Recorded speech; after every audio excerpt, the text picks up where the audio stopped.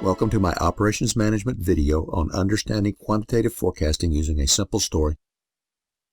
Before I get started with the story, 3 notes are in order.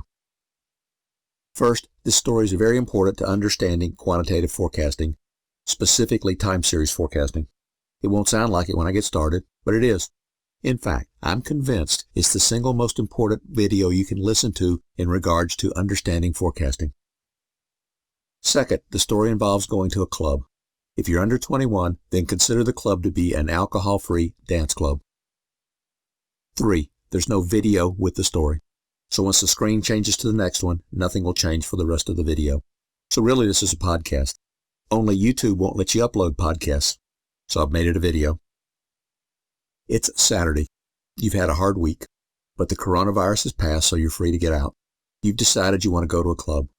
Now you currently live in North Atlanta, specifically in a town called Canton, Georgia, and this club is in Oxford, Georgia. Doesn't matter that you don't know where these cities are. In fact, you should pretend like you don't know where they are if you do. We'll get back to that in a moment. You really want to go to this club, so if you've got hair, you fix your hair up really nice. If you wear makeup, you fix your makeup up really nice. You've got on the best clothes you own for going to a club. You walk down and go to get in your car, and lo and behold, vandals have painted your windshield black. The side windows are fine, the back windows are fine, but you can't see a thing through the windshield. But you really want to go to this club, so you go to the glove box to get your ice scraper. You hope to scrape the window clean, but the vandals took your ice scraper. You really want to go to this club, and you know that people drive crazy in Atlanta. I was once passed on I-20 by a young man riding a motorcycle at over 100 miles an hour. That's not the crazy part. The crazy part is he was riding side saddle. I never figured that one out. And that's not the craziest thing I've seen on the highway. Anyway, you know people drive crazy in Atlanta, and you really want to go to this club, so you decide you're going to roll the window down and stick your head out. Lo and behold, if you've got mechanical windows, they broke the crank. If you've got electric windows, the vandals broke your switch, so you can't roll the window down. But you really want to go to this club, and people drive crazy in Atlanta, so you figure you'll put the car in reverse and back there. Lo and behold, the vandals broke your reverse. Luckily, you backed into your parking place last night so you can get out. So you figure you'll just ease out on the highway and drive slowly and safely to try to get there. But remember, you don't know how to get to Oxford, Georgia. You know it's kind of southeast from Canton, but you don't have any idea how to get there. So you grab your cell phone and you pull up Google Maps. Lo and behold, the vandals broke your cell phone. You can't get directions. But remember, you do know you have to head southeast. So you decide to head out on the highway, driving slowly and safely, just go southeast and try to find this club. When you get out on the road, you see these vandals are very busy. Every single car has its windshield painted black, and every driver is doing the same crazy thing you're doing. Now that'd be a crazy way to drive, even by Atlanta standards, but that's the way businesses operate every single day. They can look at industry reports to see what their competitors are doing right now. In some industries, like retail, they can even go visit their competitors, just like you can look out the side window. They can look at annual reports to see what their competitors have done in the past, just like you can look in the rearview mirror. So how do you know what's in front of you, or how do you estimate what's in front of you? That's a forecast. The road is curved behind me, curved beside me. It must be curved in front of me. Or it's straight behind me, straight beside me. It must be straight in front of me. That's all a forecast is. It's extrapolating the past into the future.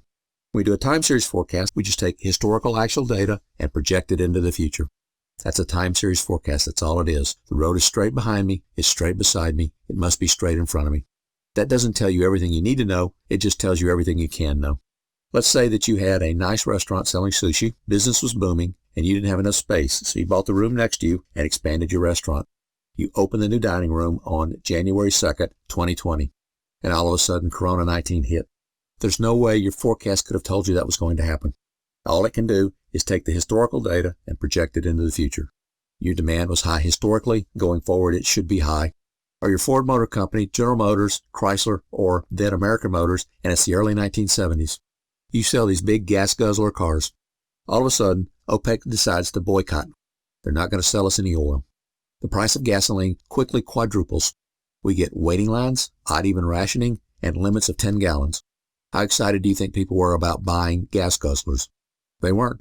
That's where the Japanese cars got their toehold in the market, because they sold economy cars. Forecasts don't tell you about unusual events. All they do is extrapolate the past into the future. The road is straight behind me, is straight beside me, it must be straight in front of me. Doesn't tell you you're about to run off a cliff. There's just no way for a forecast to tell you that. So while it's important to understand what forecasts do, it's also important to understand what they can't do. They can't tell you about an oil embargo or a pandemic that's about to hit. Sometimes you can get an idea about what's going to hit using market intelligence. That's why forecasting is always located in the marketing department, and I'll have more to talk about that in a later video. My next video is on general approaches to forecasting, and I'll put a link to that in the description. See you then. If you enjoyed this video, please click like and consider subscribing to this channel